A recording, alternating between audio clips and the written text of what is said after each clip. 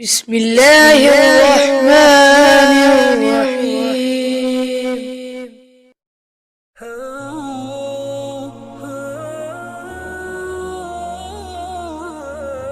ہم سے احمد بن محمد المکی نے بیان کیا، کہا کہ ہم سے عمرو بن یحییٰ بن سعید بن عمرو المکی نے اپنے دادا کے واسطے سے بیان کیا۔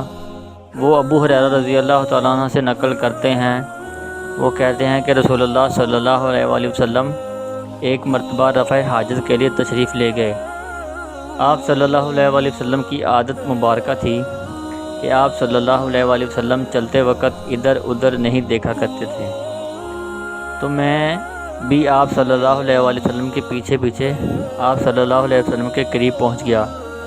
مجھے دیکھ کر آپ صلی اللہ علیہ وآلہ وسلم نے فرمایا کہ مجھے پتھر ڈھونڈ دو تاکہ میں ان سے پاکی حاصل کروں،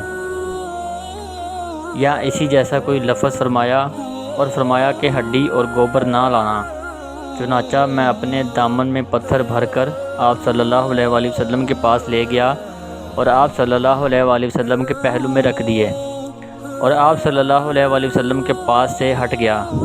جب آپ صلی اللہ علیہ وآلہ وسلم قضائے حاجت سے فارغ ہوئے تو آپ صلی اللہ علیہ وآلہ وسلم نے پتھروں سے استنجا کیا۔